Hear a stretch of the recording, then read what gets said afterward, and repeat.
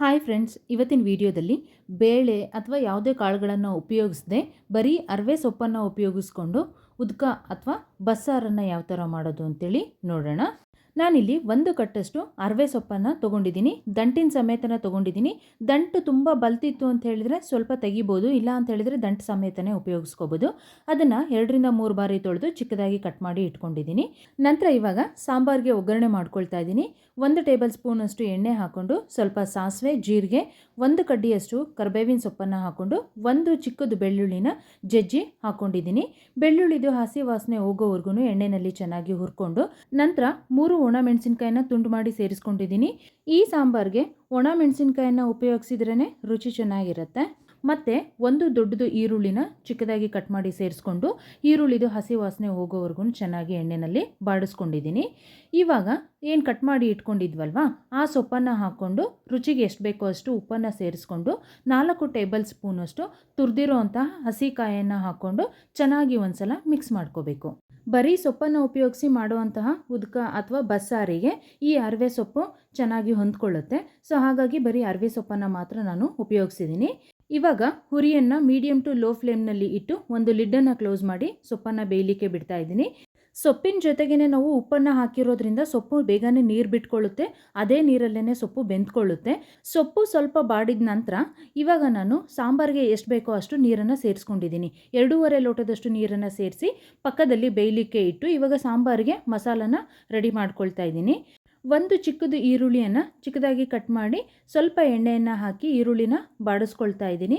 ಬಾಡಿದ ನಂತರ ಅದನ್ನು ಪಕ್ಕಕ್ಕೆ ಎತ್ತಿಟ್ಕೊಂಡು ನಂತರ 3 ಒಣ ಮೆಣಸಿನಕಾಯಿನ ಸಾಂಬಾರಿಗೆ ರುಬ್ಲಿಕ್ಕೆ ಇದನ್ನು ಸಹ ಸ್ವಲ್ಪ ಎಣ್ಣೆಯನ್ನು ಹಾಕ್ಕೊಂಡು ಹುರ್ಕೊಳ್ತಾ ಇದ್ದೀನಿ.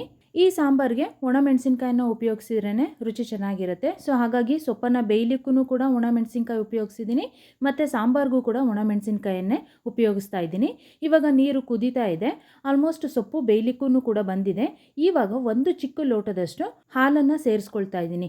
ಈ ಸಾಂಬಾರಿಗೆ ಬೇಳೆ ಅಥವಾ ಕಾಳುಗಳನ್ನು ಏನೂ ಯೂಸ್ ಮಾಡದೇ ಇರೋ ಕಾರಣದಿಂದ ಹಾಲನ್ನು ಹಾಕೋದ್ರಿಂದ ಸಾಂಬಾರ್ದು ರುಚಿ ಕೂಡ ಚೆನ್ನಾಗಿರುತ್ತೆ ಮತ್ತು ಸಾಂಬಾರು ಸ್ವಲ್ಪ ಮಂದ ಬರುತ್ತೆ, ಅಂದರೆ ಗಟ್ಟಿಗಾಗುತ್ತೆ ಅನ್ನೋ ಕಾರಣದಿಂದ ಹಾಲನ್ನು ಸೇರಿಸ್ಕೊಂಡಿದ್ದೀನಿ. ಹಾಲನ್ನು ಹಾಕಿ 1 ಕುದಿ ಬಂದ ನಂತರ ಇದನ್ನು ಬಸ್ಕೊಳ್ತಾ ಇದ್ದೀನಿ. ಬಸ್ದಿರೋ ಅಂಥ ನೀರಲ್ಲಿ ನಾವು ಸಾಂಬಾರನ್ನು ಮಾಡ್ತೀವಿ. ಮೇಲ್ಗಡೆ ಸೊಪ್ಪನ್ನು ಹಾಗೆಯೇ ಪಲ್ಯ ಥರ ಉಪಯೋಗಿಸ್ತೀವಿ ಮತ್ತು ಅದಕ್ಕೆ ಒಗ್ಗರಣೆ ಕೊಡುವಂಥ ಅವಶ್ಯಕತೆ ಇಲ್ಲ. ಇವಾಗ ಸಾಂಬಾರಿಗೆ ಮಸಾಲ ರುಬ್ಕೊಳ್ತಾ ಇದ್ದೀನಿ. 3 ಟೇಬಲ್ ಸ್ಪೂನಷ್ಟು ಒಣ ಕೊಬ್ಬರಿ ಹಾಕ್ಕೊಂಡಿದ್ದೀನಿ. ಹುರಿದಿಟ್ಕೊಂಡಂತಹ ಈರುಳ್ಳಿ ಮತ್ತು ಒಣ ಮೆಣಸಿನಕಾಯಿ, 1 ಟೀ ಸ್ಪೂನಷ್ಟು ಜೀರಿಗೆ, 1 ಟೀ ಸ್ಪೂನಷ್ಟು ಧನಿಯಾ, 2 ಬೆಳ್ಳುಳ್ಳಿನ ಚಿಕ್ಕದನ್ನು ಸೇರಿಸ್ಕೊಂಡಿದ್ದೀನಿ, 1 ಟೀ ಸ್ಪೂನಷ್ಟು ಕಡಲೆಯನ್ನು ಹಾಕೋದ್ರಿಂದ ಸಾರು ಸ್ವಲ್ಪ ಮಂದ ಬರುತ್ತೆ. ಇದನ್ನು ನುಣ್ಣಗೆ ರುಬ್ಕೊಂಡಿದ್ದೀನಿ. ನಂತರ ಕೊನೆಯಲ್ಲಿ ಚಿಕ್ಕದಾಗಿ ಕಟ್ ಮಾಡಿರೋಂತಹ ಕೊತ್ತಂಬರಿ ಸೊಪ್ಪನ್ನು ಸೇರಿಸಿ ತರಿಯಾಗಿ ರುಬ್ಕೋಬೇಕು. ಇವಾಗ ಆವಾಗಲೇ ಬಸ್ದಿಟ್ಕೊಂಡಿದ್ವಲ್ವ ಆ ಕಟ್ಟಿಗೆ ರುಬ್ಬಿರೋಂತಹ ಮಸಾಲನ ಸೇರಿಸ್ಕೊಳ್ತಾ ಇದ್ದೀನಿ.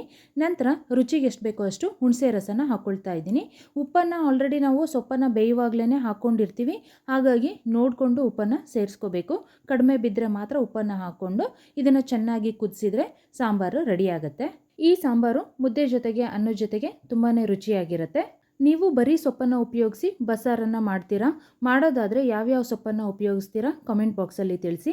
ಈ ವಿಡಿಯೋ ನಿಮಗೆ ಇಷ್ಟ ಆಗಿದ್ದರೆ ಲೈಕ್ ಮಾಡಿ, ಶೇರ್ ಮಾಡಿ, ಹಾಗೆ ನನ್ನ ಚಾನಲನ್ನು ಸಬ್ಸ್ಕ್ರೈಬ್ ಮಾಡಿ. Thank you for watching this video. ಮತ್ತೆ ಇನ್ನೊಂದು ವಿಡಿಯೋದಲ್ಲಿ ಹೊಸ ರೆಸಿಪಿಯೊಂದಿಗೆ ಸಿಗ್ತೀನಿ.